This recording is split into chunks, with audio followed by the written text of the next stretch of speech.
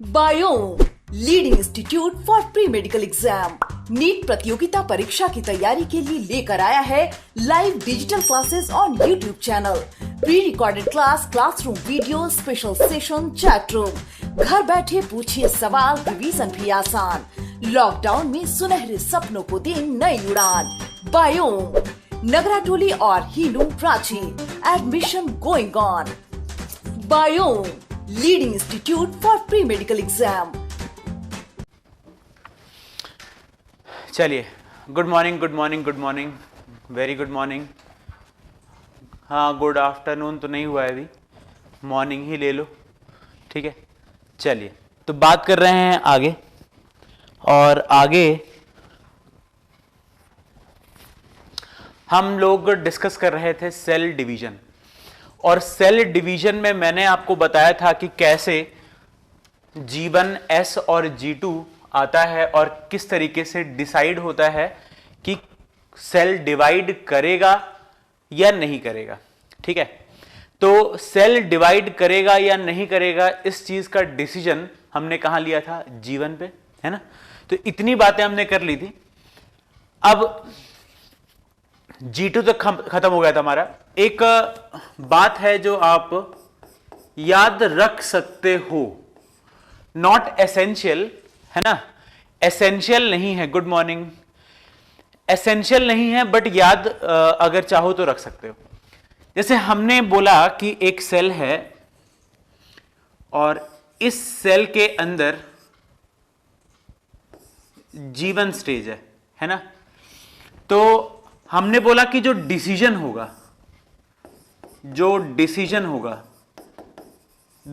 हो सकते हैं, या तो ये डिवाइड करेगा, है ना, और अगर डिवाइड करता है तो यहां पर S, G2 और M होगा, ठीक है। और अगर बोला जाए कि भैया डिवाइड नहीं करेगा, तो यानी यहां पर आप क्या बोल दोगे कि यहां आपका क्या हो जाएगा, या तो टेम्पोररी G0 और या फिर परमानेंट G0, है ना। ये बातें हमने कल की थी। तो ये जो डिसीजन है कि आप डिवाइड करोगे या नहीं करोगे, हम लोग थोड़ा सा इसके बारे में डिस्कस कर रहे हैं, ठीक है ना। तो देखिए, समझिए,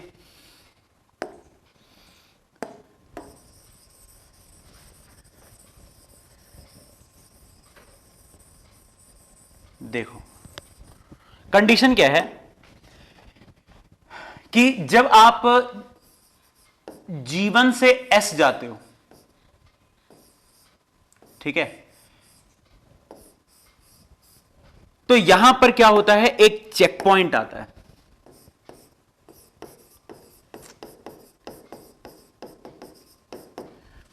चेक पॉइंट क्या होता है? जब आपका सेल ये डिसाइड करता है कि वो डिवाइड करना चाहता है या नहीं चाहता, point of time when cell decides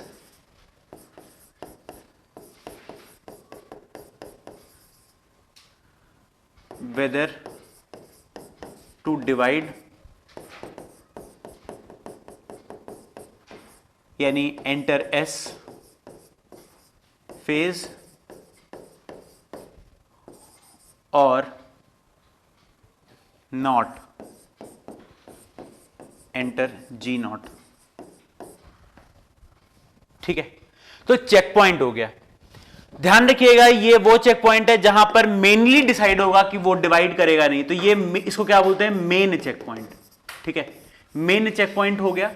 कब आता है यार? G1 और S के बीच में आता है, ठीक है ना।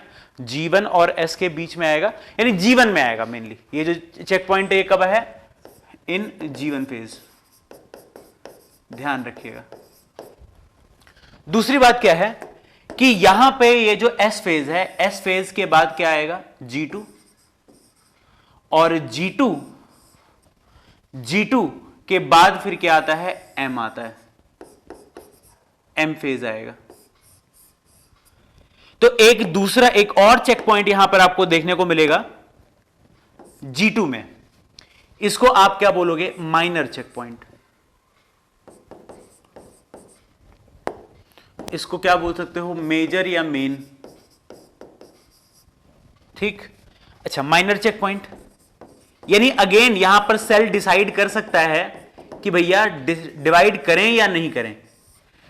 ठीक, अच्छा, तो बात यह है कि यहां पर दो कंडीशन है। पहला, major check point, major check point is controlled by, कौन कंट्रोल करता है मेजर चेक पॉइंट को? एक एंजाइम है, एंजाइम है, एंजाइम का नाम क्या हो गया यार? सीडीके। ठीक है, और एक और प्रोटीन चाहिए होता है। ठीक है, कौन सा? साइक्लिन। ठीक, इसमें सीडीके क्या है? सीडीके क्या है यहां पर? इस प्रोटीन की प्रेजेंस में ही यह काम करता है। ये जो एंजाइम है सीडीके कौन है? एंजाइम है। और ये एंजाइम किसके प्रेजेंस में काम करेगा? इस प्रोटीन के प्रेजेंस में काम करेगा। प्रोटीन का नाम क्या? साइक्लिन। तो इसका जो नाम है वो क्या है? साइक्लिन डिपेंडेंट काइनेज, है ना? Cyclin dependent kinase. तो ये हो गया आपका सीडीके। ठीक है, एक और ध्यान रखिएगा कि सीडीके को हम लोग सीडीसी2 भी बोल सकते हैं। कभी कभी यहां पर सीडीसी भी वर्ड यूज होता है। इसका मतलब क्या है? Cyclin dependent cell cycle. Cell cycle किस पर डिपेंडेंट है? सीडीसी। ठीक है, या इसी को क्या बोलते हैं? सीडीके। तो सीडीके का फुल फॉर्म आपको मैंने बता दिया, cyclin dependent kinase. Kinase, kinase क्या होता है? फॉस्फेट चोर। ये अमीरों से फॉस्फेट चुराता है और गरीबों में बांट देता है। कहीं पर भी काइनेज आएगा तो समझ लीजिएगा it is what? It is a phosphate चोर। अगर टेक्निकली बात करें तो एंजाइम्स में आपने क्लासेस पढ़े होंगे, है ना? उसमें से एक क्लास पढ़ा है transferase group of enzymes. Transferase group का काम क्या होता है? They are responsible to transfer one functional group from one molecule to another molecule. Functional group को ट्रांसफर करने का काम करते हैं ट्रांसफरेज। और ट्रांसफरेज का एक एग्जाम्पल है कौन सा? काइनेज। तो ये बेसिकली कौन से फंक्शनल ग्रुप को ट्रांसफर करता है? फॉस्फेट ग्रुप को ट्रांसफर करता है। ठीक है, तो ये हो गया फॉस्फेट चोर। तो जब भी ये आए समझ लेना वहां पर फॉस्फोराइलेशन या डीफॉस्फोराइलेशन हो रहा है, एडिशन ऑफ फॉस्फेट या रिमूवल ऑफ फॉस्फेट। तो साइक्लिन डिपेंडेंट काइनेज सीडीके, और we can also call it as CDC. ठीक है, सीडीसी का मतलब क्या हो गया? Cyclin dependent cell cycle. ठीक है, इस पर डिपेंडेंट है। अगर ये नहीं रहेगा, अगर तुम इस एंजाइम को इनहिबिट कर दो, कोई इनहिबिटर लगाओ, ठीक है, जो इस एंजाइम को इनहिबिट कर दे, तो यहां पर ये वाला जो है प्रोसेस रुक जाएगा और आपका जो सेल है वो डिवाइड नहीं करेगा। यानी आप अपने डिवीजन को रोक सकते हो। ठीक है ना? तो ये दोनों प्रेजेंट होंगे, ये दोनों प्रेजेंट होंगे। कौन कौन सा? ये एंजाइम और साइक्लिन। इन दोनों की प्रेजेंस में ही एक सेल एंटर करेगा। किधर से किधर? G1 से S। ठीक है, तो यहां पर ये वाला प्रोसेस करने के लिए अपने को कौन चाहिए? ये दोनों चाहिए।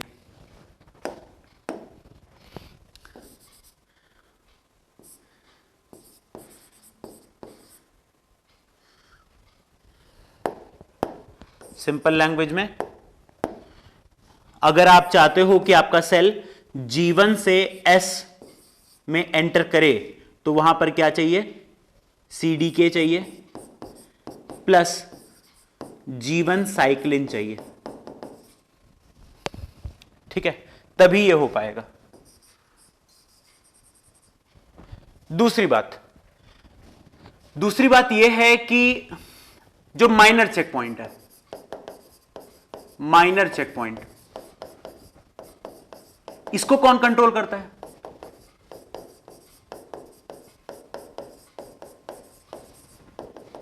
यहां पर भी CDK है, सेम एंजाइम है, cyclin dependent kinase, same enzyme है, बट यहां पर जो साइक्लिन लग रहा है वो थोड़ा सा अलग लगता है। यहां पर जो साइक्लिन लगता है वो लगता है G2M साइक्लिन प्रोटीन, ठीक है। यानी अगर आप चाहते हो कि आपका सेल G2 से M में एंटर करे, अगर ये तुम प्रोसेस चाहते हो तो वो दोनों चाहिए, एंजाइम चाहिए, CDK चाहिए और G2M साइक्लिन चाहिए। इन दोनों की प्रेजेंस में ये प्रोसेस हो जाएगा।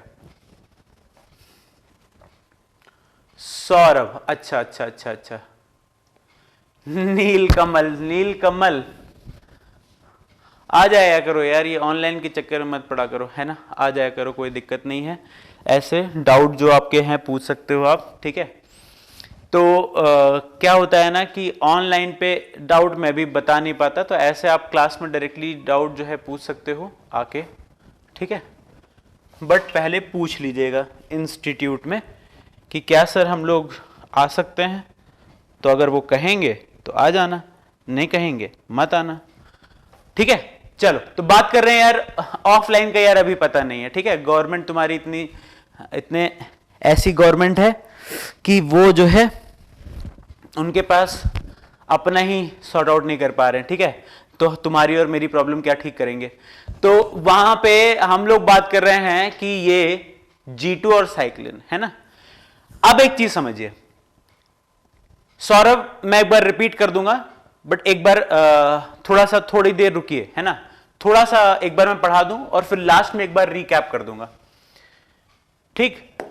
तो चलो आगे चल रहे हैं। अब हम लोग यहां पर इंटरेस्टेड हैं किसमें? M फेज में।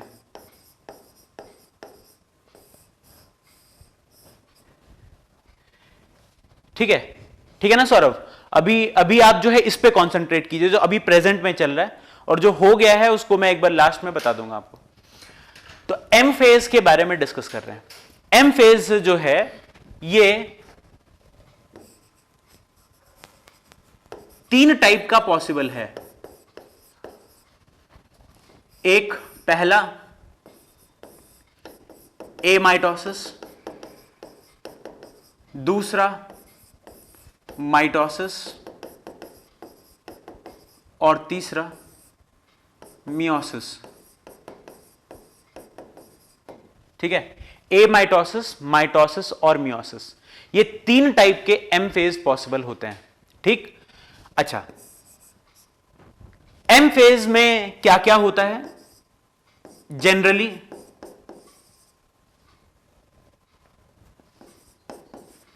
कौन कौन से स्टेप्स होंगे? पहले न्यूक्लियस का डिवीजन होगा, कैरियोकाइनेसिस। पहले क्या होगा? कैरियोकाइनेसिस होगा। अरे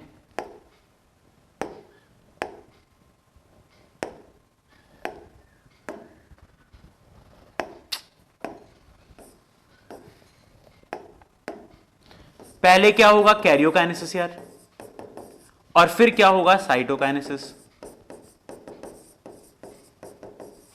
दो चीजें होंगी, कैरियोकाइनेसिस होगा और साइटोकाइनेसिस होगा। तो यहां पर आप समझिए कि ये दोनों चीजें पर हमें कंसंट्रेट करना है कि न्यूक्लियस कैसे डिवाइड करेगा और साइटोप्लाज्म कैसे डिवाइड करेगा। तो सबसे पहले हम लोग जो है ये देखेंगे क्या चीज? एमाइटोसिस। सबसे पहले हम लोग क्या देखेंगे? एमाइटोसिस।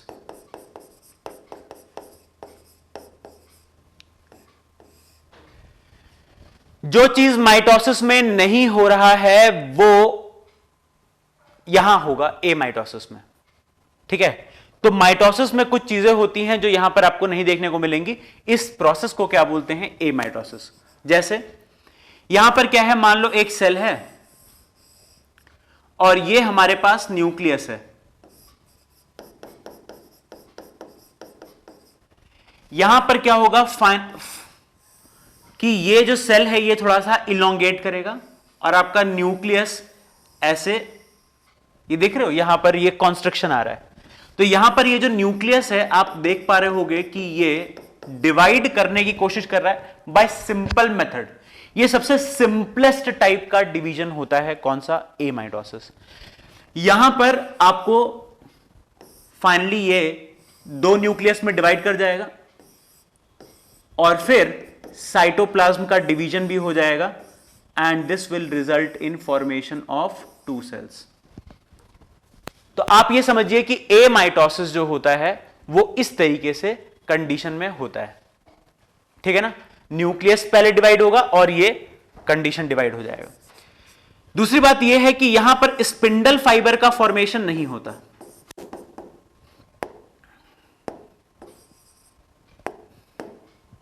स्पिंडल फाइबर फॉर्मेशन नहीं होता, ठीक? ना ही यहां पर प्रोफेज, मेटाफेज, एनाफेज ये सब प्रेजेंट होते हैं।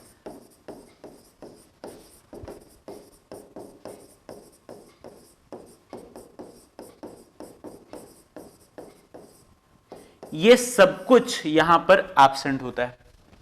तो देखिए ये दोनों बातें इंपॉर्टेंट है। एक तो स्पिंडल फाइबर का फॉर्मेशन नहीं होता, इंपॉर्टेंट। दूसरा प्रोफेज, मेटाफेज, एनाफेज, टीलोफेज ये नहीं होता, इंपॉर्टेंट, ठीक है? यानी ये सबसे सिंपलेस्ट टाइप का है, कोई स्टेजेस नहीं है। सिंपली एक न्यूक्लियस था वो ऐसे कॉन्स्ट्रिक्ट करेगा, डिवाइड करेगा और एग्जैक्टली उसी तरीके से ये साइटोप्लाज्म में डिवाइड कर जाता है, ठीक है?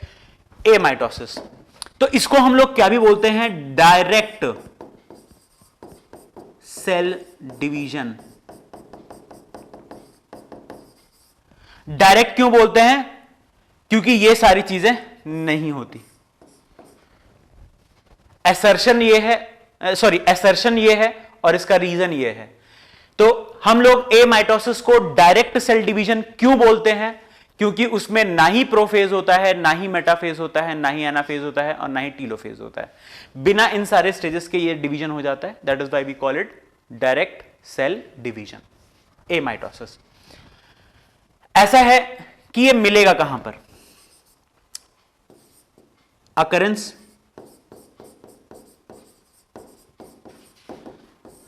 जैसे कि आप मान के चलिए मेगा न्यूक्लियस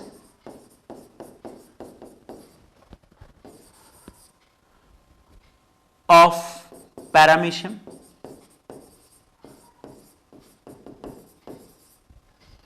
ठीक है? या फिर प्रोकैरियोट्स, बैक्टीरिया।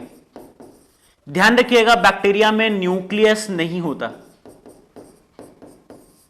यहां पर जैसे न्यूक्लियस दिखाया है वहां पर तो न्यूक्लियस होता नहीं है, क्या होता है? न्यूक्लियोइड होता है। और न्यूक्लियोइड का भी जो डिवीजन होता है इसी तरीके से हो जाता है, ठीक है? तो यहां ध्यान रखना है कि ये आपको कुछ यूकैरियोट्स में मिलेगा। पैरामीशियम कौन हो गया? यूकैरियोट्स। और कुछ मतलब सारे प्रोकैरियोट्स में मिलेगा, all prokaryotes and few eukaryotes. तो ये कंडीशन है आपका ए माइटोसिस, सबसे पहला। Second, mitosis.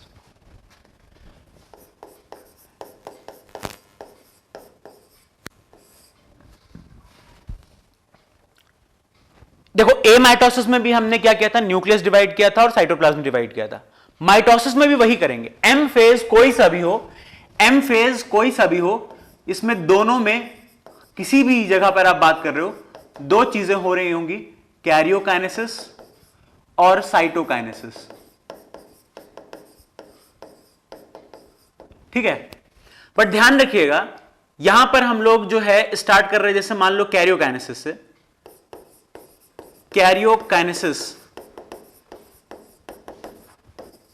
इज ऑफ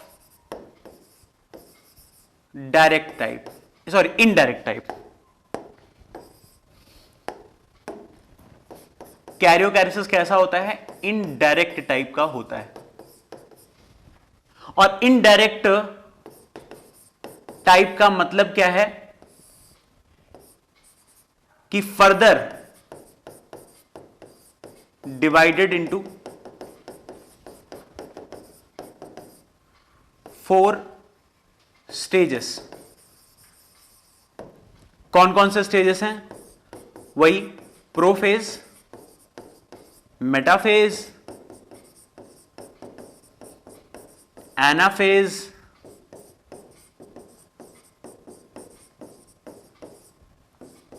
और telophase.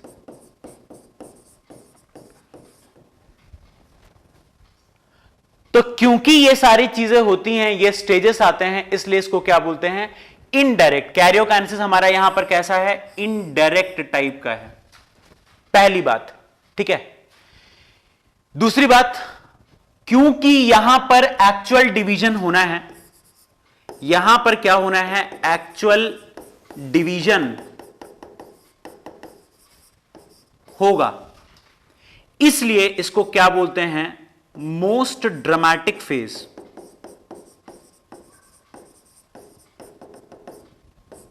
Phase of cell cycle.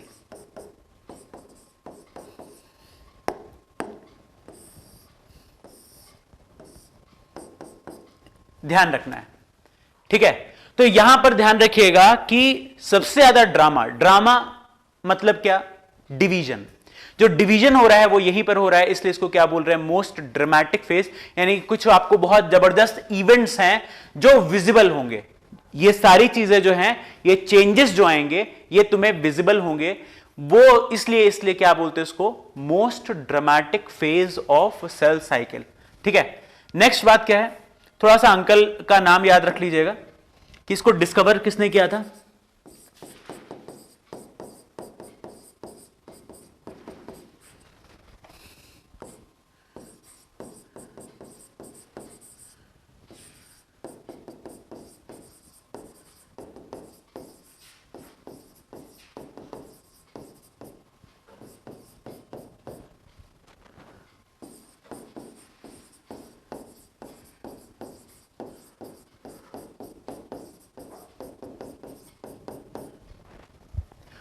Boveri and Fleming ने डिस्कवर किया था एनिमल सेल के अंदर, और स्ट्रॉसबर्गर ने किया था कहां पर? प्लांट सेल में। तो माइटोसिस के बारे में अब थोड़ा सा देखते हैं क्या है। देखिए, माइटोसिस में आपको मैंने बताया स्टेजेस हैं। माइटोसिस के जो स्टेजेस हैं, उनमें जो सबसे लंबा स्टेज है वो कौन सा है? प्रोफेज। सबसे जो लंबा स्टेज है वो है prophase. This is the longest. और एनाफेज जो होता है ये सबसे छोटा होता है। ठीक है, ये ध्यान रखिएगा। अब एक एक करके इनको देख लेते हैं कि क्या है इनमें। तो सबसे पहले हम लोग जो है डील करेंगे किसके साथ? प्रोफेज के साथ।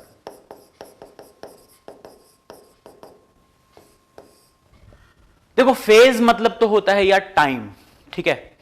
तो प्रोफेज के टाइम में क्या क्या चेंजेस आएंगे? तो यहां पर 3 स्टेजेस होंगे। ठीक है, 3 स्टेजेस होंगे। एक होगा अर्ली प्रोफेज,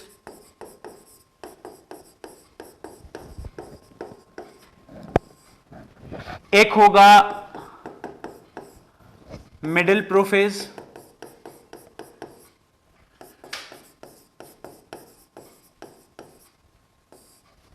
और एक होगा लेट प्रोफेज।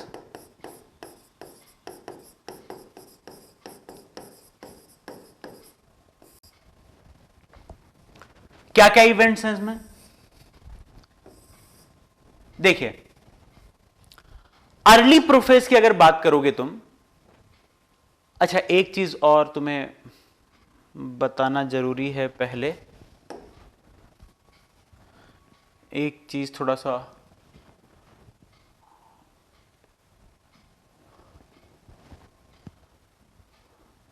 हाँ भैया एक चीज सुनिएगा, एक चीज ध्यान रखिएगा कि एनिमल का जो सेल डिवीजन होता है वो सेंट्रियोल की मदद से होता है, और प्लांट का जो सेल डिवीजन होता है वो बिना सेंट्रियोल के हो जाता है। ठीक है, तो 2 बात हैं। एनिमल जो माइटोसिस है, ठीक है, यहां पर विद द हेल्प ऑफ यहां पर ध्यान रखिएगा, जो स्पिंडल बनते हैं, spindle fibres formed with the help of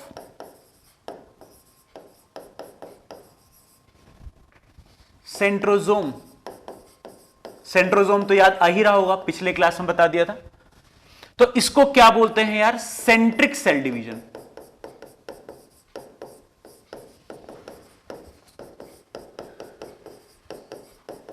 ठीक है, इसको क्या बोलते हैं? Centric cell division. कौन इन्वॉल्व है यहां पर? सेंट्रोजोम इन्वॉल्व है, इसलिए इसको क्या बोलते हैं? Centric cell division. और हम बना क्या रहे हैं? स्पिंडल फाइबर्स, ध्यान रखिएगा, स्पिंडल फाइबर्स यहां पर बना रहे हैं, किसकी मदद से? सेंट्रोजोम में। प्लांट की अगर बात करें, प्लांट माइटोसिस,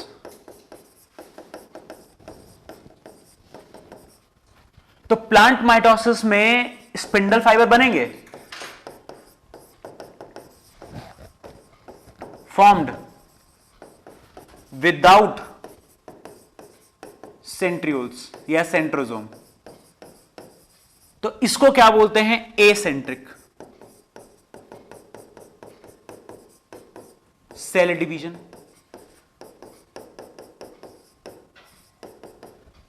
ठीक है, तो दो वर्ड्स आपको बताया मैंने। सेंट्रिक कब बोलते हैं? जब सेंट्रोजोम इन्वॉल्व हो स्पिंडल फाइबर्स बनाने में। तो ध्यान रखिएगा, स्पिंडल फाइबर का सेंट्रियोल से कोई लेना देना नहीं है। ठीक है, सेंट्रियोल में जो एमटीजी होता है वो बनाता है स्पिंडल फाइबर। एमटीजी याद आ रहा है? माइक्रोट्यूब्यूल जनरेटर्स या माइक्रोट्यूब्यूल ऑर्गेनाइजिंग सेंटर्स। तो माइक्रोट्यूब्यूल एमटीजी जो है वो साइटोप्लाज्म में फ्रीली भी प्रेजेंट हो सकता है, बिना सेंट्रियोल के भी। तो सेंट्रियोल रहे या नहीं रहे, स्पिंडल फाइबर्स बनाया जा सकता है। कुछ लोगों को गलतफहमी रहती है कि सेंट्रियोल बनाता है स्पिंडल फाइबर। भैया सेंट्रियोल नहीं बनाता है spindle fibre. Centriole is made up of microtubules, और वो माइक्रोट्यूब्यूल्स बनाने वाला जो जगह है वो है एमटीओसी, माइक्रोट्यूब्यूल जनरेटर्स। तो अगर सेंट्रियोल से एमटीजी हटा दोगे, सेंट्रियोल मान लो ये सेंट्रियोल है और इसके चारों तरफ एमटीजी प्रेजेंट होते हैं, ठीक है, और उनका काम होता है माइक्रोट्यूब्यूल बनाना। तो एमटीजी होंगे तो सेंट्रियोल स्पिंडल फाइबर बना पाएगा। अगर तुम एमटीजी हटा देते हो तो सेंट्रियोल नहीं बना पाएगा कोई भी स्पिंडल फाइबर। तो MTG is responsible for spindle fibre and not centriole. तो ये अक्सर गलतफहमी रहता है कि सेंट्रियोल बना रहा है। भैया सेंट्रियोल नहीं बना रहा है, कौन बना रहा है? एमटीजीज बना रहे हैं। यार सेंट्रोजोम का और कोई काम नहीं है, ठीक है ना। सेंट्रोजोम का काम है सेंट्रियोल बनाना, सेंट्रोजोम का काम है सेंट्रियोल बनाना, basal body of flagella cilia बनाना और स्पिंडल फाइबर बनाना, बस खत्म। ठीक है, अच्छा आगे की बात कर रहे हैं। एनिमल माइटोसिस हो गया, प्लांट माइटोसिस हो गया, centric cell division, acentric cell division. अब अगर आप बात करोगे आगे,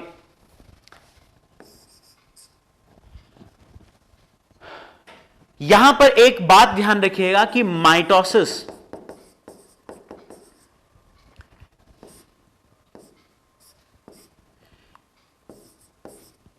occurs only in diploid cells in animals.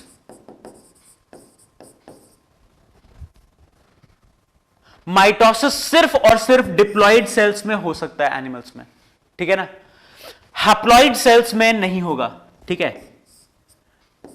Does not occur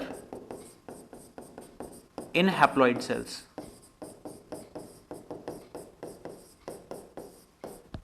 ठीक है, कुछ एक्सेप्शंस, एक्सेप्शन इसका आपने बी सुना होगा यार, है ना। बी जो है वो 3 टाइप के होते हैं, ठीक है।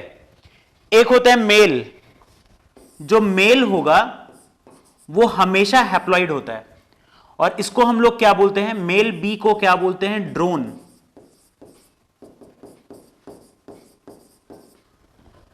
तो ड्रोन्स हमेशा कैसे होते हैं? हैप्लॉइड होते हैं, मतलब उनका पूरा बॉडी कैसा है? हैप्लॉइड सेल्स का बना हुआ है। और जो फीमेल होती है, अपना अपना सिंबल पता रखना है ना।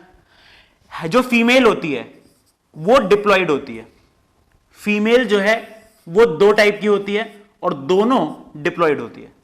एक होती है क्वीन और एक होती है वर्कर बी।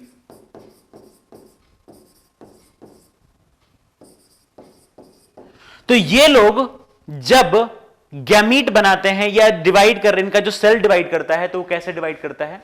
माइटोसिस से। तो एक्सेप्शन ध्यान रखिएगा, फ्यू इंसेक्ट्स आर हैप्लॉइड, ठीक है, and perform mitosis in haploid cells.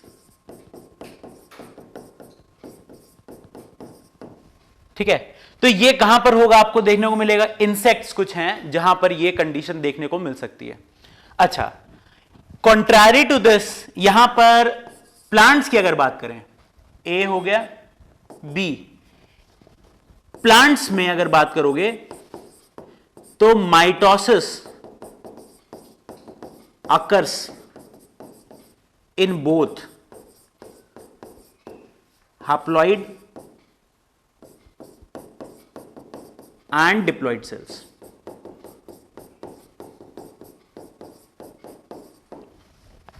ठीक है, अब हम लोग यहां पर चल सकते हैं। तो early prophase, middle prophase and let prophase, ये तीन चीजें आपको समझनी है। तो अर्ली प्रोफेज की अगर बात करोगे, सबसे पहली चीज क्या है यहां पर? Condensation of chromosome. सबसे पहला बात क्या है यहां पर? Condensation of chromosome, of chromatin to chromonemata. तो यहां पर मान लो ये ऐसा थ्रेड था, याद आ रहा है? ऐसा थ्रेड था, और क्योंकि रेप्लिकेशन हो चुका है, यहां पर क्या हो चुका है? रेप्लिकेशन हो चुका है, तो दो थ्रेड्स हैं।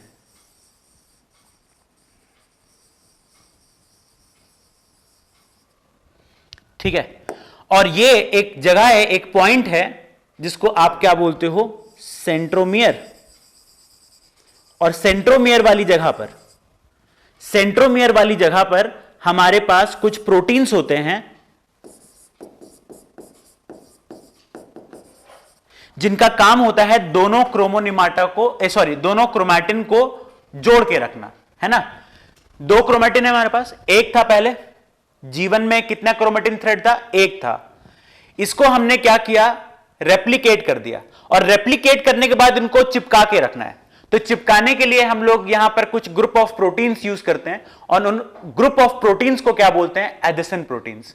तो एडिशन प्रोटीन्स की मदद से हमने क्या किया है? ज्वाइन किया है centromere of both the chromatin.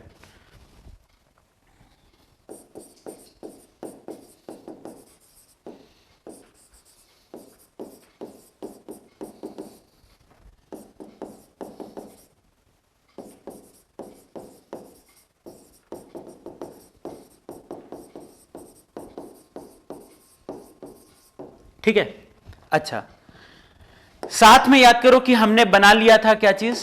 हमने बना लिया था काइनेटोकोर। हमने बनाया था काइनेटोकोर।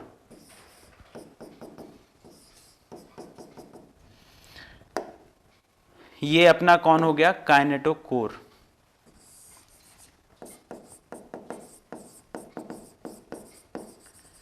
और अब हम लोग यहां पर क्या यूज करते हैं? टोपोआइसोमरेज 2 प्लस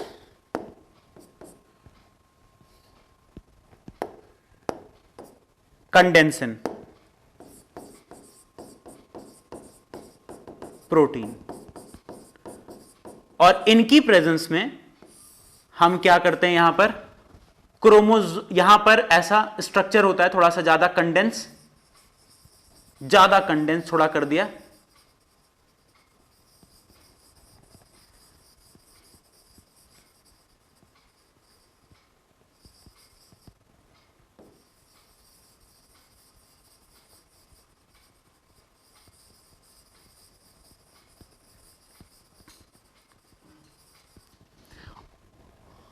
अभी भी ये लोग ज्वाइन हैं कौन सी जगह पर, सेंट्रोमियर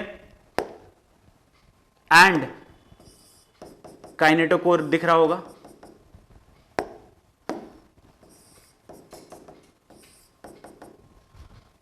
ये आपका क्या हो गया, क्रोमोनिमाटा।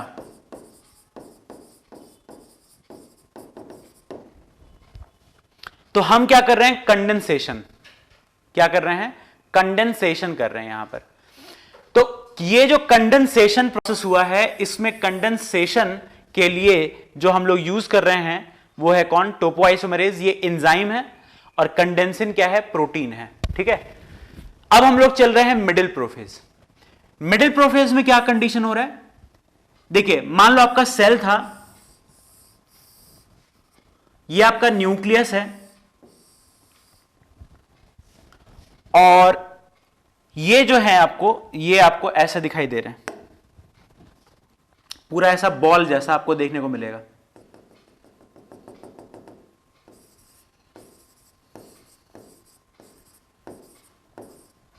ठीक है, तो ये जो है, ये आपको, ये जो क्रोमोनिमाटा है, chromonemata appear like ball of wool. ठीक है, इसको क्या बोलते हैं, स्पाइरीम स्टेज।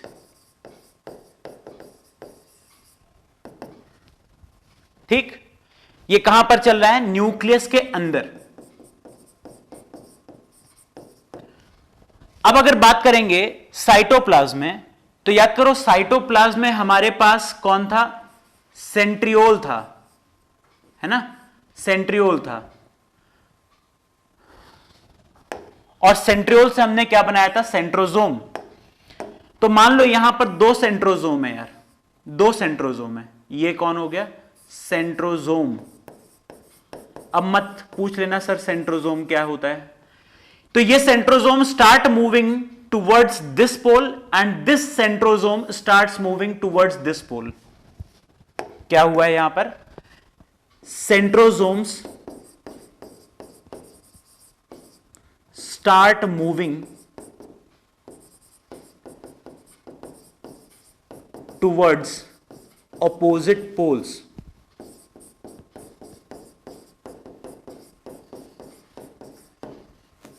ठीक है, एक पोल इधर है और एक पोल इधर है।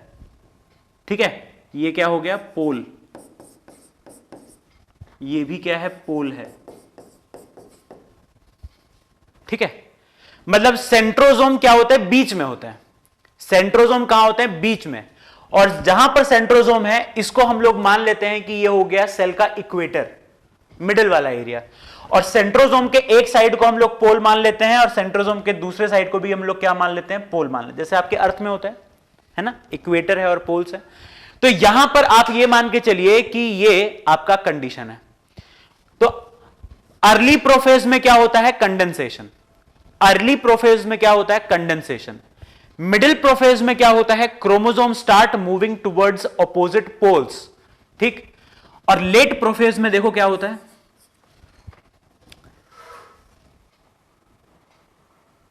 Chromonemata further condense to form chromosomes.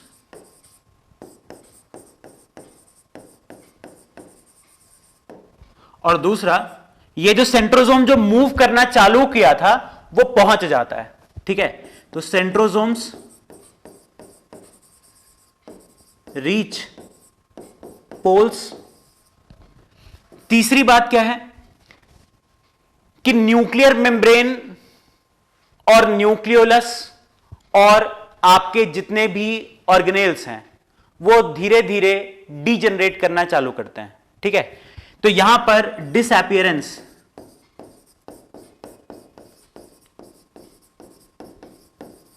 Of nuclear membrane,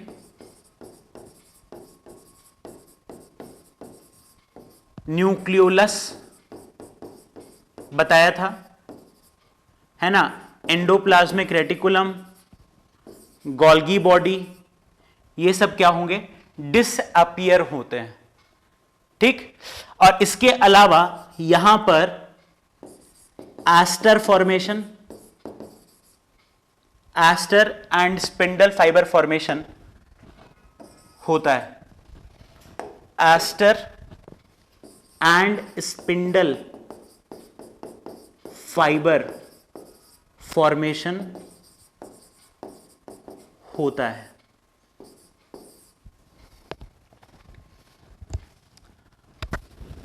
ठीक है। अब देखिए, क्रोमोनिमाटा से हम लोग क्रोमोसोम बनाएंगे। ठीक है, फिर क्रोमोसोम के बारे में पढ़ेंगे। आज आएगा कि क्रोमोसोम कौन कौन से टाइप्स का होता है और क्या उसका स्ट्रक्चर में क्या क्या बात होती है। सेंट्रोसोम्स, एक सेंट्रोसोम इस पोल पर चला जाएगा, एक सेंट्रोपोल इस पोल पर चला जाएगा इन केस ऑफ एनिमल्स। ध्यान रखिएगा, यह कहां पर हो रहा होगा? एनिमल्स में हो रहा होगा, प्लांट में नहीं हो रहा होगा। डिसअपियरेंस, गायब हो रहा है क्या क्या चीज? न्यूक्लियर मेम्ब्रेन, जितने भी बड़े मेम्ब्रेन सिस्टम्स थे, जिन भी ऑर्गेनेल्स के पास जो भी बड़े ऑर्गेनेल्स थे, वो सब यहां पर डिसअपियर होंगे और एस्टर बनेगा, स्पिंडल फाइबर का फॉर्मेशन होगा। अब देखो, ये पहला और दूसरा पॉइंट तो मेरे ख्याल से लगभग सबको क्लियर होगा। ये डिसअपियरेंस का मतलब क्या है, ये थोड़ा सा समझना है, और एस्टर का मतलब क्या है, ये समझना है, और स्पिंडल फाइबर क्या होता है, यह समझना है। तो तीन बातें अपने को समझनी है। डिसअपियरेंस का मतलब क्या है, एस्टर फॉर्मेशन क्या होता है, और स्पिंडल फाइबर क्या होता है। अब देखिए, सबसे पहली बात क्या है डिसअपियरेंस। जैसे मान लो कि यहां पर ये सिस्टर्ने हैं, मान लो ये एंडोप्लाज्मिक रेटिकुलम या गोल्गी बॉडी है। ठीक है, मान लो ये एंडोप्लाज्मिक रेटिकुलम या गोल्गी बॉडी का सिस्टर्ने है। ठीक है, तो यहां पर डिसअपियरेंस का मतलब क्या होगा? ये टूट जाएगा मेम्ब्रेन। ठीक है, यहां से टूट जाएगा, ये टूटता जाएगा टूटता जाएगा, और ये पूरा किस में कन्वर्ट हो जाएगा? वेसिकल्स में।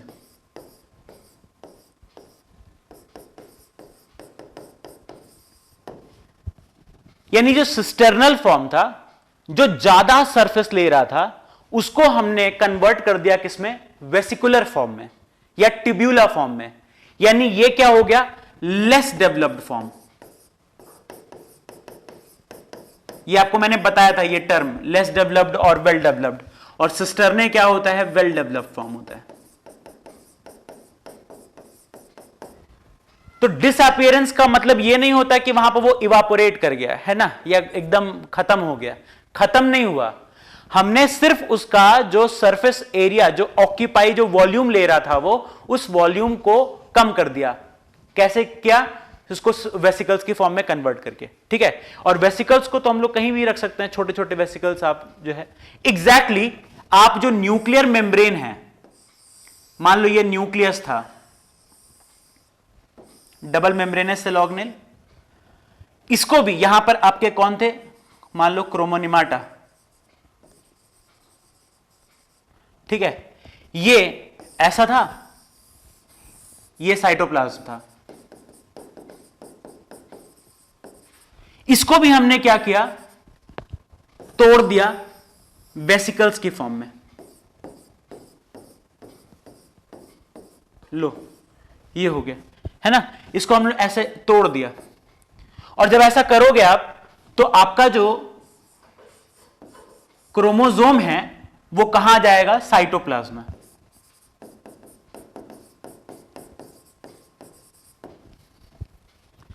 क्रोमोसोम कहां पर आ गया? साइटोप्लाज्म में आ गया। यह चीज ध्यान रखिएगा, इंपॉर्टेंट। ठीक है, अच्छा। और इस टाइम पर आप बोलते हो क्या कि यहां पर क्या हुआ है? डिसअपियरेंस। तो एक वर्ड हमने शायद क्लियर कर लिया है, व्हाट इज डिसअपियरेंस। दूसरी बात, दूसरा वर्ड है हमारे पास एस्टर। एस्टर मतलब क्या होता है यार? जैसे आपने बोला कि ये सेंट्रियोल है, ये सेंट्रियोल है, और इसके चारों तरफ सेंट्रोस्फियर है, और इसको तुम क्या बोलते हो, सेंट्रोजोम।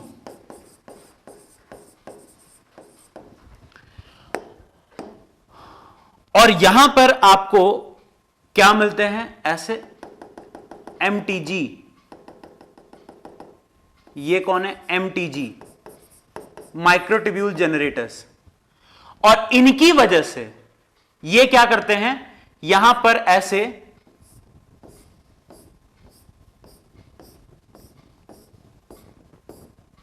माइक्रोट्यूब्यूल्स बनाते हैं। एमटीजी का काम क्या है, फॉर्मेशन ऑफ माइक्रोट्यूब्यूल्स।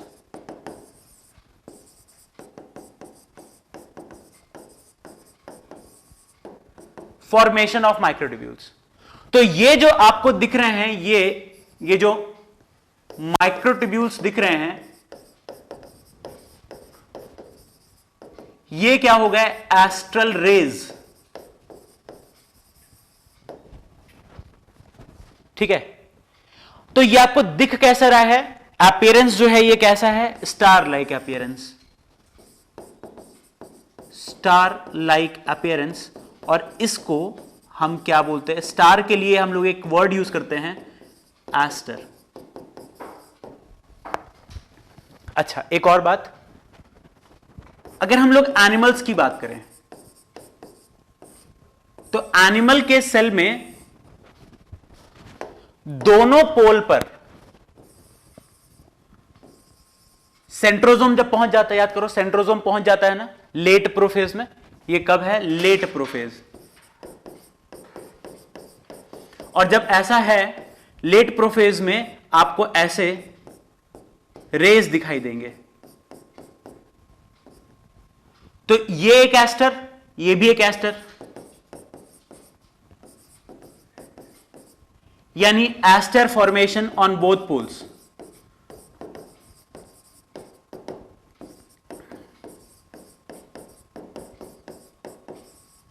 इसको क्या बोलते हैं, एम्फी एस्ट्रल कंडीशन।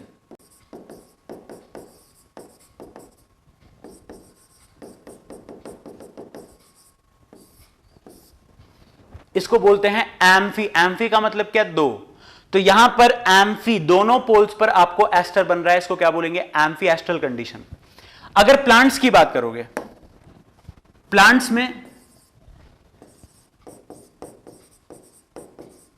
क्योंकि सेंट्रोजोम एब्सेंट होता है, इसलिए वहां पर एस्टर फॉर्मेशन नहीं होगा, एस्टर फॉर्मेशन नहीं होगा। और इसलिए यहां पर क्या बोलते हैं, एन एस्ट्रल कंडीशन।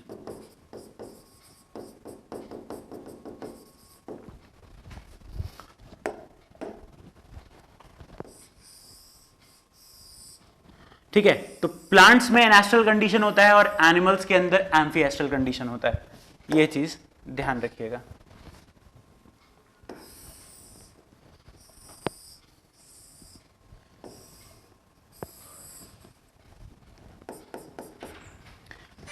ठीक है, एनिमल्स के अंदर और प्लांट्स के अंदर क्या क्या कंडीशन आपको देखने को मिल रहा है। ठीक है, तो अब इसके बाद फिर जो है अगले सेशन में डिस्कस करते हैं कि क्या है आगे।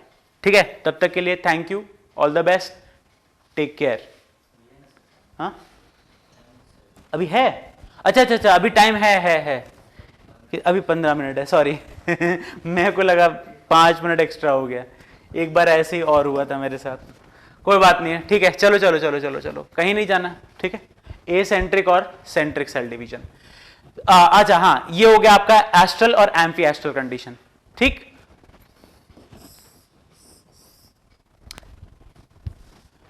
दूसरी बात,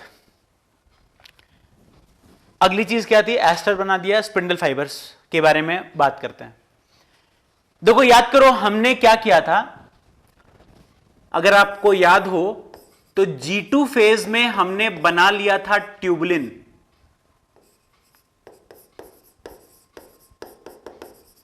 ठीक है, ट्यूबुलिन से हम लोग क्या, आपको मैंने पहले भी शायद ये बताया हुआ है कि यहां पर हम लोग क्या बनाते हैं, माइक्रोफिलामेंट्स। सॉरी, क्या बोल रहा हूं, प्रोटोफिलामेंट्स। ये जो प्रोटोफिलामेंट होता है इट इज मेड ऑफ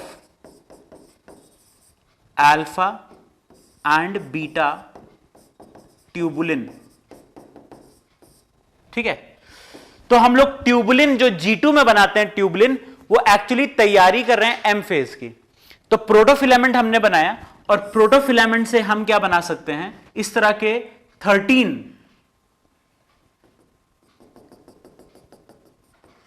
1 2 3 4 5 6 7 8 9 10 11 12 13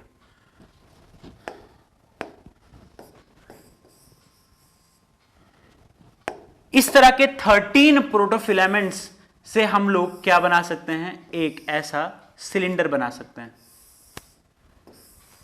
और इस सिलेंडर को हम नाम क्या देते हैं, माइक्रोट्यूब्यूल।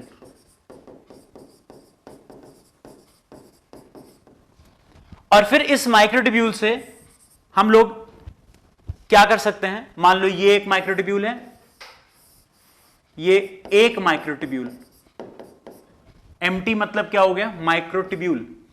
तो इसमें आप क्या करते हो, मान लो एक माइनस एंड है और एक प्लस एंड है।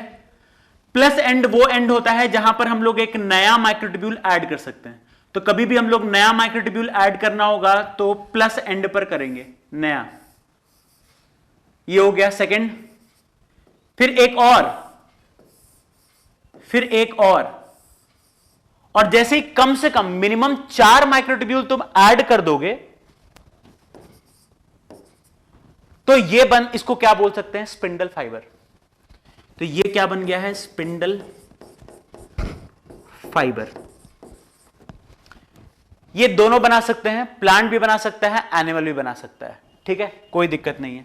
तो स्पिंडल फाइबर जो है इन बोथ प्लांट्स एनिमल्स, ठीक है, एब्सेंट इन बैक्टीरिया।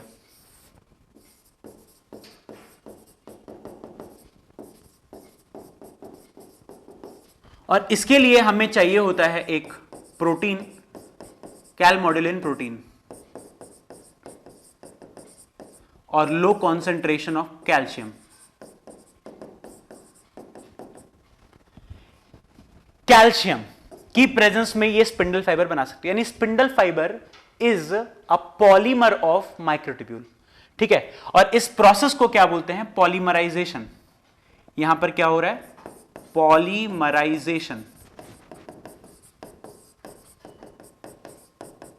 ठीक है, किसकी हेल्प से, by calmodulin protein and low concentration of calcium. यहां पर आपको क्या लगता है, जीटीपी लगता है और कैल्शियम लगता है। हमने बनाया स्पिंडल फाइबर। तो यह चीज आपको स्पिंडल फाइबर कब बनता है, प्रोफेज में, लेट प्रोफेज में ये आपका तैयार हो जाता है। अच्छा देखो, ये है एक्चुअली कैसा, थ्रेड जैसा। तो थ्रेड जैसा है इसलिए इसको क्या बोलते हैं, फाइबर। बट स्पिंडल क्यों बोला, क्योंकि इसका जो अरेंजमेंट है यहां पर सेल के अंदर जो अरेंजमेंट होता है ये कैसा होता है, स्पिंडल जैसा। मतलब मान लो ये आपका कौन हो गया, सेंट्रोजोम। ये कौन हो गया, सेंट्रोजोम। ये आपके कौन हो गए, क्रोमोसोम्स जो बन चुके हैं। ये देखो न्यूक्लियस से निकल के अपने फ्रीडम को एंजॉय कर रहे हैं। देखो मौज ले रहे पूरा, इधर कोई इधर पड़ा कोई उधर पड़ा। न्यूक्लियस हट गया और ये सब लोग कहां पर घूम रहे हैं, साइटोप्लाज्म में।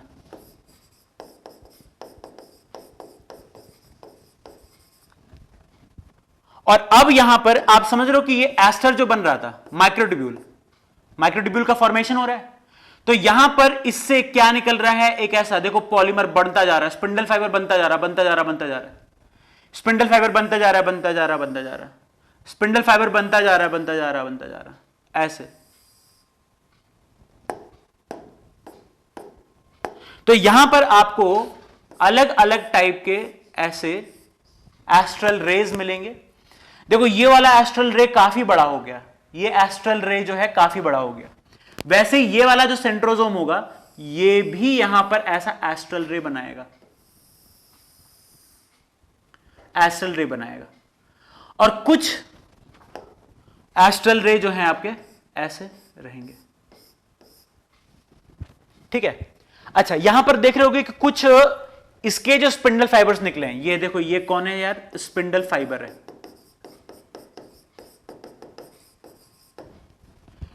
स्पिंडल फाइबर तुम अगर ध्यान से देखोगे तो यहां पर आया है और इसका वाला इधर से गया है, दो पोल्स हैं। और क्या होता है, कुछ यहां पर प्रोटीन्स होते हैं, मोटर प्रोटीन्स बोलते हैं, और वो प्रोटीन्स की मदद से इन स्पिंडल फाइबर्स को ज्वाइन कर दिया जाता है, ठीक है। यहां पर ये क्या है, प्रोटीन्स हैं कुछ। तो इन प्रोटीन्स की मदद से ये स्पिंडल फाइबर्स को ज्वाइन कर देते हैं। तो ये आपको माइक्रोस्कोप के नीचे देखने में कैसा लगेगा कि ये पूरा का पूरा ये कैसा है, कंटिन्यूअस है। देखने में कैसा लगेगा कि इस पोल से और इस पोल से ये पूरा कंटिन्यूअस स्पिंडल फाइबर है। तो इसका नाम क्या हो जाता है, कंटिन्यूअस स्पिंडल फाइबर।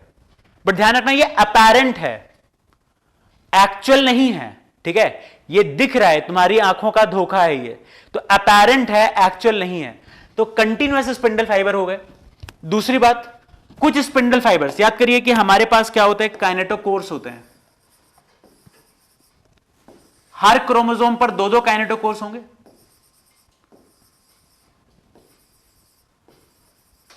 ठीक है।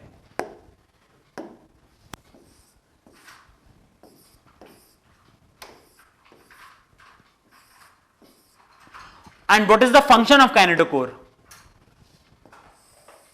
कुछ स्पिंडल फाइबर्स के साथ अटैच हो जाना। तो यहां पर आप देखिए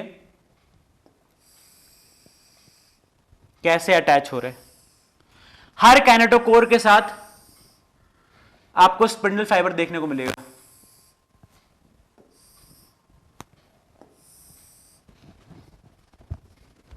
यानी यहां पर आप देख पा रहे होंगे कि काइनेटोकोर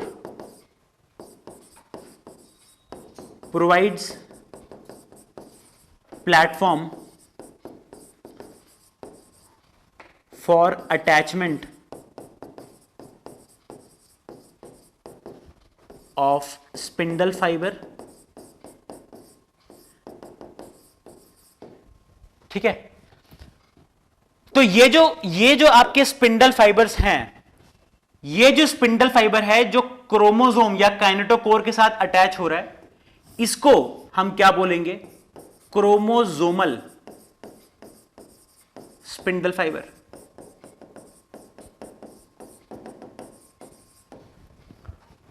या kinetochore spindle fibre.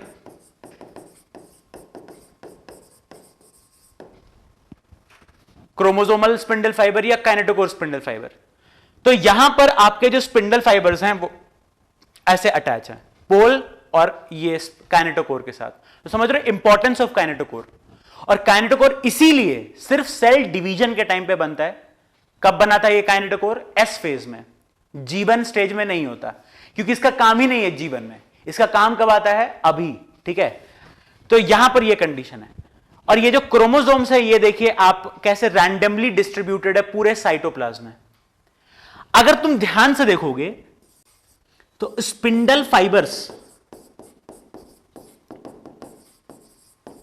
Are formed in cytoplasm. Location देखिए, इंपॉर्टेंट चीज है, लोकेशन देखिए आप यहां पर, स्पिंडल फाइबर्स कहां पर बने हैं, साइटोप्लाज्म में, यानी न्यूक्लियस के बाहर। न्यूक्लियस तो नहीं है, न्यूक्लियस तो डीजनरेट कर गया। तो जब भी ऐसा होगा तो इसको हम लोग क्या बोलते हैं, यूमाइटोसिस।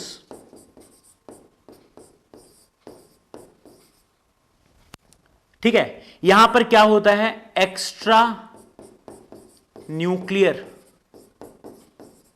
Spindle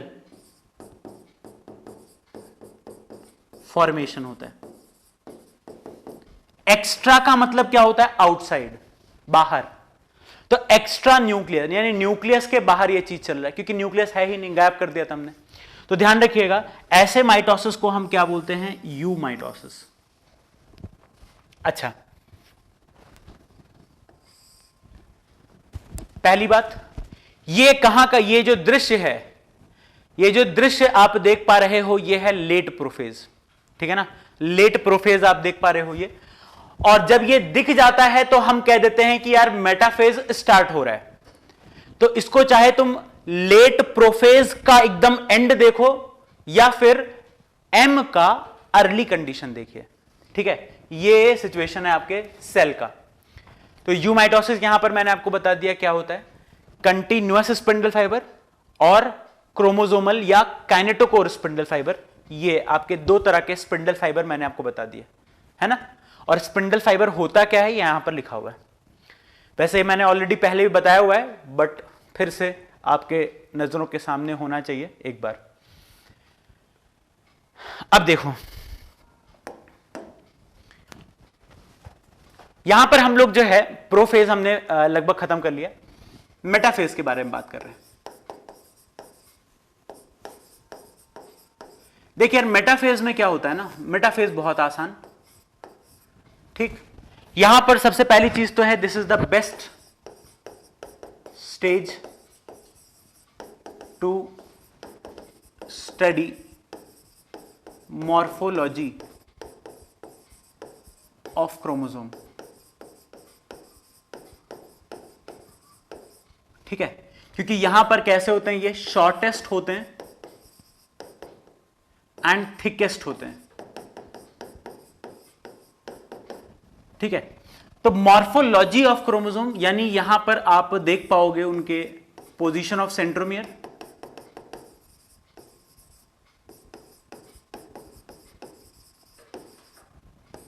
arm length, arm ratio या सेंट्रोमेरिक रेशियो,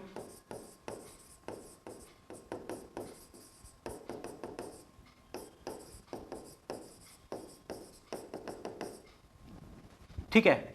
और उनका थिकनेस, लेंथ, ये सारी बातों को तुम यहां पर अच्छे से स्टडी कर सकते हो।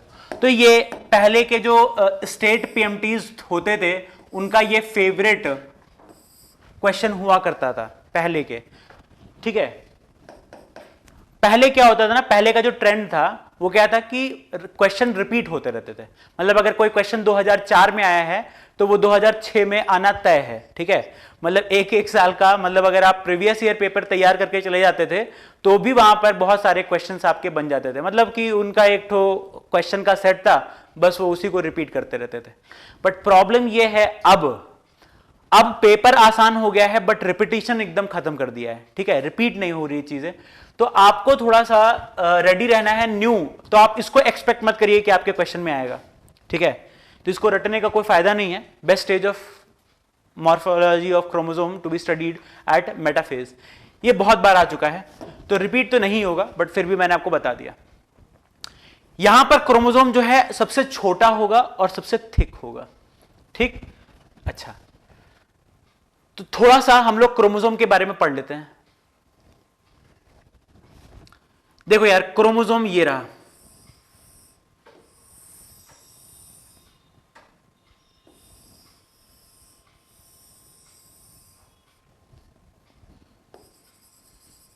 ये रेप्लिकेशन के बाद है, ध्यान रखना। मेटाफेजिक क्रोमोसोम के बारे में बात कर रहे हैं।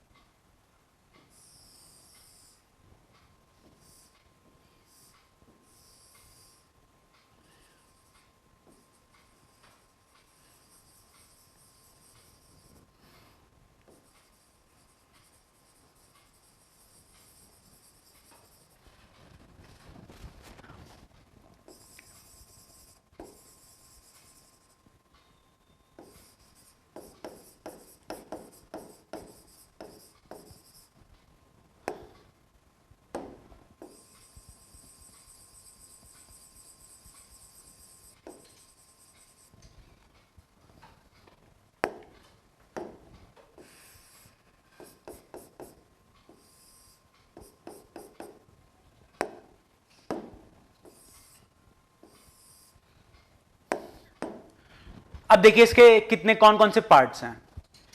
क्रोमोसोम के एंड को बोलते हैं टीलोमियर। ध्यान रखना ये हम लोग क्या पढ़ रहे हैं, मेटाफेजिक क्रोमोसोम।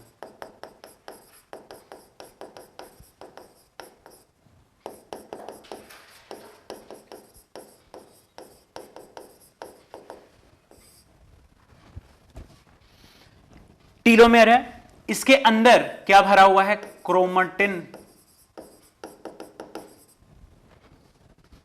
क्रोमोसोम के अंदर क्या भरा हुआ है, क्रोमैटिन।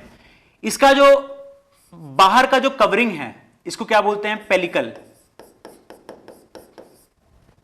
है ना, जिसने क्रोमैटिन को कवर करके रखा हुआ है। इसके अलावा ये क्या हो गया आपका, काइनेटोकोर। ठीक है, ये सेंट्रोमियर है पूरा, ये जो है पूरा सेंट्रोमियर है बीच वाला। अच्छा, अब यहां पर आप देख पा रहे होगे कि एंड कोई एक तरफ तो है नहीं, दोनों तरफ एंड है। एंड को क्या बोलते हैं यार, टीलो। टीलो का मतलब क्या होता है, एंड। तो कितने टीलोमेयर हो गए यहां पर, 4 दिख रहे हैं, 1 2 3 4। तो अगर आपसे पूछ लिया जाए कि बताओ इसमें कितने टीलोमेयर हैं, तो आप बताओगे कि सर इसमें टीलोमेयर का नंबर 4 है। दूसरी बात, यहां पर अगर आपसे पूछ लिया जाए कि बताओ सेंट्रोमियर कितने हैं, तो आप बताओगे सर 1 है। काइनेटोकोर पूछा जाए तो बताओगे 2 हैं। इसमें पूछा जाए कि क्रोमैटिन कितने हैं, क्रोमैटिन वर्ड ज्यादा यूज नहीं करेंगे यहां पर, क्रोमैटिड वर्ड, ये जो है ना इसको क्या बोल देंगे, क्रोमैटिड। ये जो एक सिलेंडर आ गया ये क्या हो गया, क्रोमोसोम हाफ। और क्रोमोसोम हाफ को हमने बोला था, क्रोमोसोम हाफ कल ही बता दिया था, इसको क्या बोलते हैं, क्रोमैटिड।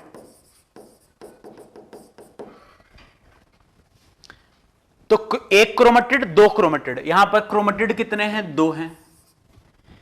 क्रोमोसोम कितना दिख रहा है यहां पर, 1। ठीक, अच्छा, ये जो आप एरिया देख पा रहे होगे ये वाला, ठीक है। अच्छा, एक और बात बता देता हूं मैं आपको। सेंट्रोमियर एक जगह होता है जहां पर आपका जो ये जो सिलेंडर है ये यहां पर आके पतला हो जाता है, ठीक है। तो सेंट्रोमियर को हम लोग क्या बोलते हैं, प्राइमरी कॉन्स्ट्रिक्शन। कॉन्स्ट्रिक्शन मतलब क्या, नैरो ए रीजन, ठीक है। कॉन्स्ट्रिक्शन मतलब क्या हो गया, नैरो।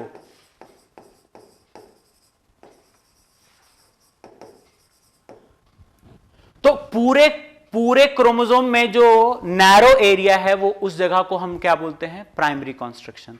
अच्छा, यहां पर भी आप देख पा रहे होगे ये वाला जो एरिया है ये भी आपको कॉन्स्ट्रिक्शन दिख रहा होगा। भाई कॉन्स्ट्रिक्शन मैंने क्या बोला, नैरो रीजन। क्रोमैटिड में कहीं पर भी पतला एरिया हो गया, नैरो हो गया, तो बोल रहे कॉन्स्ट्रिक्शन। बट इसको क्या बोल रहे हैं, सेकेंडरी कॉन्स्ट्रिक्शन। अब उसको प्राइमरी क्यों बोला और इसको सेकेंडरी क्यों बोला। प्राइमरी का मतलब होता है एसेंशियल, मेन। यहां पर मेन कॉन्स्ट्रिक्शन कौन है, सेंट्रोमियर। क्यों ऐसा, जिस कॉन्स्ट्रिक्शन पर काइनेटोकोर का फॉर्मेशन हो, जिस कॉन्स्ट्रिक्शन पर काइनेटोकोर बनता है उस कॉन्स्ट्रिक्शन को बोलते हैं हम लोग सेंट्रोमियर। और जिस कॉन्स्ट्रिक्शन पर काइनेटोकोर नहीं बनेगा उसको हम क्या बोलते हैं, सेकेंडरी कॉन्स्ट्रिक्शन, ठीक है।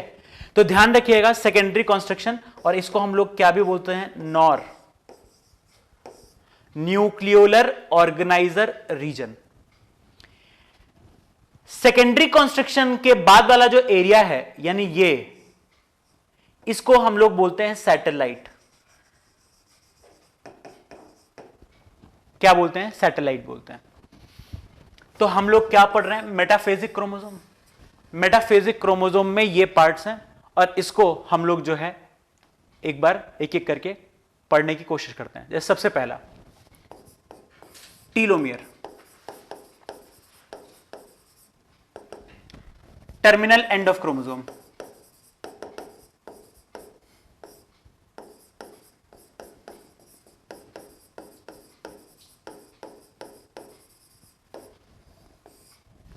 ठीक। दूसरी बात, what is the significance, importance क्या है इसका?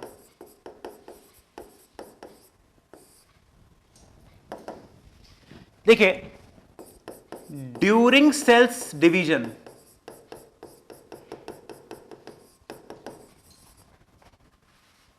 degradation of terminal end of chromosome occurs।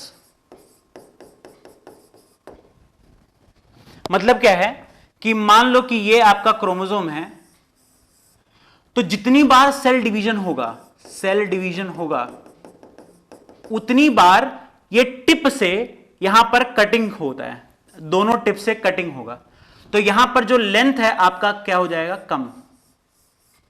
फिर से सेल डिवीजन कराओगे तो यहां पर और कम, फिर से सेल डिवीजन कराओगे और कम, फिर से गायब। ये क्या हो रहा है, डिग्रेडेशन ऑफ क्रोमोसोम।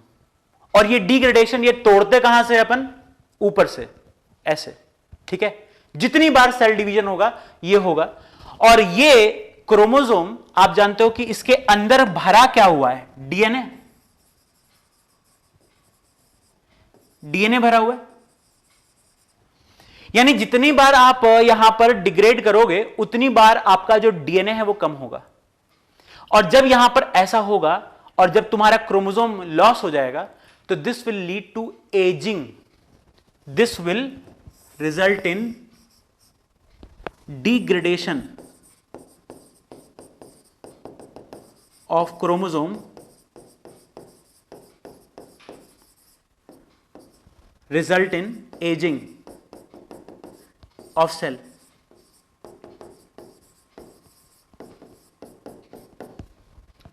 जब क्रोमोसोम खत्म तो सेल खत्म। एक भी तुम्हारे पास, मान लो तुम्हारा एग्जांपल ले लिया जाए, 46 क्रोमोसोम है तुम्हारे पास, 46 में से एक भी क्रोमोसोम अगर तुम गायब कर दोगे तो पहली बात तो म्यूटेशन होगा, आपको कोई किसी बीमारी के शिकार हो जाओगे, एक क्रोमोसोम। और अगर मान लो क्रोमोसोम 1 है, क्रोमोसोम 1 की दोनों कॉपी हटा दो, 2 कॉपी होती है ना, हर क्रोमोसोम की 2 कॉपी होती है, तो अगर तुम दोनों कॉपीज को हटा दोगे तो मान के चलिए कि तुम्हारा वो सेल खत्म हो जाएगा, डेथ, ठीक है। तो यहां पर क्या होता है कि यहां पर degradation of chromosome will result in ageing of cell and ultimately lead to death.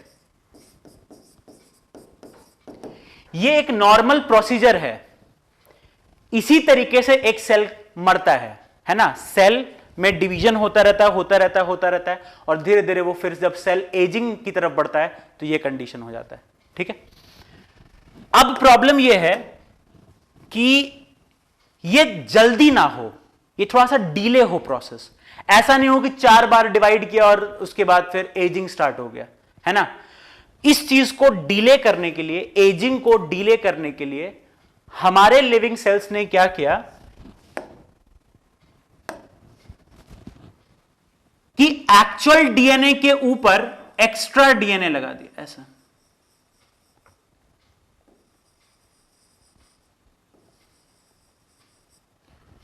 ठीक है, यहां पर ये क्या हो गया, एक्स्ट्रा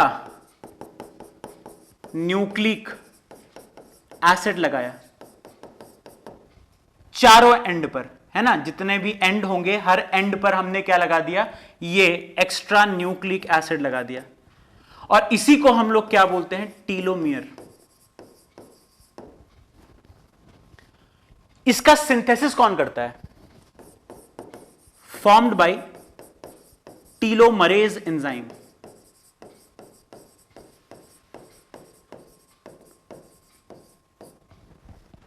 अब देखो क्या होगा। अब जब तुम डिग्रेड करोगे तो डिग्रेड होगा क्या, मेन क्रोमोसोम या टीलोमियर? तो ऑब्वियस सी बात है, क्या डिग्रेड होगा, टीलोमियर डिग्रेड होगा।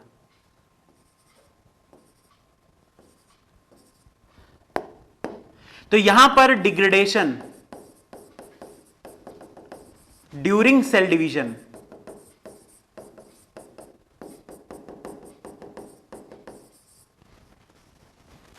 will be of telomere instead of main chromosome.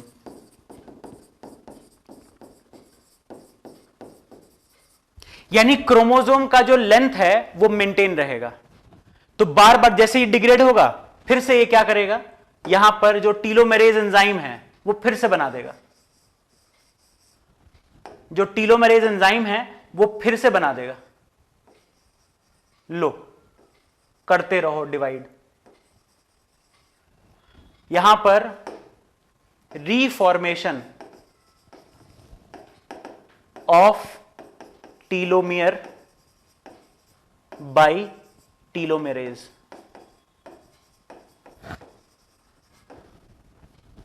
Issue solve. यानी टीलोमियर क्या करता है, आपके एजिंग को कंट्रोल करता है। ठीक है, इसका सिग्निफिकेंस जो है, इसका सिग्निफिकेंस क्या है, इट टीलोमियर कंट्रोल्स एजिंग। ठीक है, तो यहां पर आप इस चीज को ध्यान रखिएगा।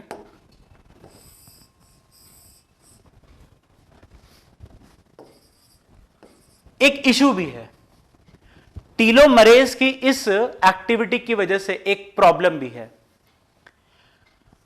मान लो बार बार ये टीलोमरेज बार बार ये टीलोमेर बनाता रहेगा तो ये क्रोमोसोम कभी भी डिग्रेड नहीं होगा, और अगर क्रोमोसोम डिग्रेड नहीं हुआ तो सेल में एजिंग नहीं होगा, और वो सेल डिवाइड करता ही रहेगा, सेल डिवाइड करता ही जाएगा, and that uncontrolled division of cell will result in tumor formation and it will result in cancer. तो अगर टीलोमरेज एक्टिविटी कुछ टाइम के बाद रोका नहीं गया तो it can result in tumour या cancer. If telomerase activity is not inhibited after some time, cell will become tumorous.